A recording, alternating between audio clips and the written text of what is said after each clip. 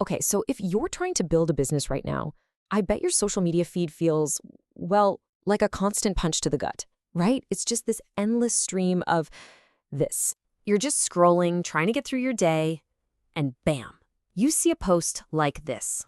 And then you keep scrolling, and there's another one. Until you land on the jackpot of impossible claims. Something like this. Built in 7 days, 150K MRR in a month. I mean, come on. That's consistent, predictable income, hitting 6 figures a month after being built in a week. It just feels off. And you know, for a while, I kind of bought into it. It makes you think, what am I doing wrong here? It's so easy to feel like you're way, way behind. But then you start to wonder, what if these headlines are just, well, headlines? Let's talk about the SaaS success myth. Because here's the thing, when you actually start digging into the comments on those viral posts, a totally different picture starts to emerge. One founder just nailed it, calling it survivorship bias mixed with a heavy dose of hustle porn. And that's exactly what it is. It turns out the hype is never, ever the full story. Let's look at the reality behind the curtain. That 150K MRR in a month? Yeah, that came after 12 years of learning the industry. Built in 7 days, that conveniently leaves out the 2 years the idea was just marinating. Oh, and this solo founder success? Turns out they had a team of 15 developers. And that instant viral hit, well, it sure helps when you already have a 500,000 follower audience from your last company. Someone put it perfectly. It's like getting a Formula One car with 0 driving lessons. You'll just crash faster. And that's the real danger here, right? If you just focus on a flashy product without any plan for how to sell it or who to sell it to, you're just accelerating towards failure. We've seen this movie before with crypto, with NFTs, with dropshipping. It's the same story, just a different outfit. So what's really going on here? It's a classic case of survivorship bias. We're only seeing the winners, right? The viral stories that get all the attention. We never see the thousands of projects that just fizzle out. Because let's be honest, a tweet that says, still debugging my app after 6 months isn't going to go viral. Okay, so if that's the myth, what's the reality? Let's get into the pre-launch playbook. The founders who are actually building things that last, they're not starting with code. Nope, they're starting with customers. This quote just gets to the heart of it. If you can't answer who buys, why now, and how do they find us, the stack doesn't matter. Think about that. The successful founders, they don't care what programming language you're using. They want to know who's your customer, why do they need this right now, and how are you going to reach them? If you don't have those answers, literally nothing else matters. So how do you actually get those answers? Well, one founder who learned this the hard way laid out a really simple playbook. Step 1, start with a painful problem, not just a cool idea. Step 2, get super specific about who actually has that problem, your ideal customer profile. Then step 3 is crucial. Build one simple landing page. And step 4, get people to sign up for a waitlist before you write a single line of code. Because if nobody signs up, you just saved yourself months of work. And this really all comes down to a simple truth. Real traction is measured in dollars, not vanity metrics. Look, likes and comments feel great, but they don't pay the bills.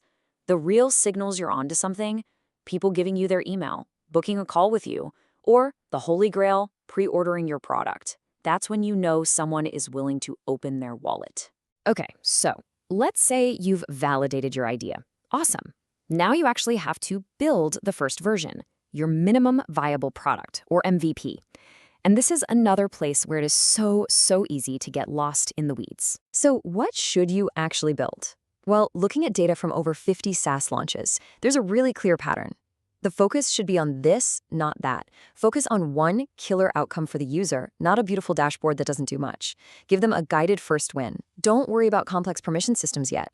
Build one critical integration that they need, not a dozen that are just okay. And the whole goal of this lean MVP, it boils down to this number, 120 seconds. You have 2 minutes to get your user to a visible win. That's your entire window to create that aha moment where they really truly get what your product does for them. So how do you actually do that? The core principle is simple. Cut everything that doesn't lead directly to that aha moment. A great tip is to seed your app with default data so users aren't just staring at a blank canvas. And make the value shareable, something like a PDS export they can immediately show their boss. And just remember this golden rule. If your product needs a tour to explain it, it's already too complex. All right. But even having the right playbook and the right MVP isn't the whole story. The final piece of this puzzle, it has nothing to do with code or marketing. It's about psychology. It's about surviving the long, quiet grind. It's all about the marathon mindset. This quote just says it all. The internet loves to glamorize the finish line, but loves to hide the marathon that preceded it. And that's the disconnect, isn't it? Behind every one of those overnight success stories are years of quiet, boring, and frankly, really difficult work. And to get through that marathon, you need some serious mental resilience.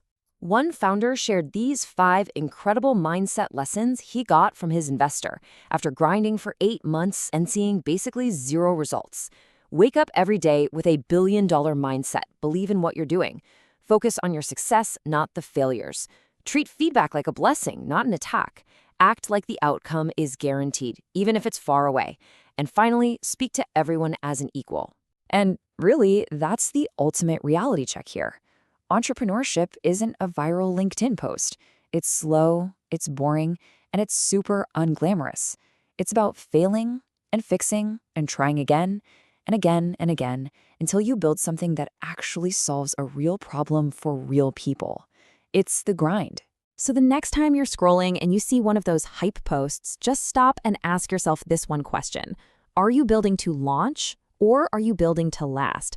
Are you chasing that quick thrill, or are you in it for the long, unglamorous, but ultimately rewarding journey of building something that actually endures?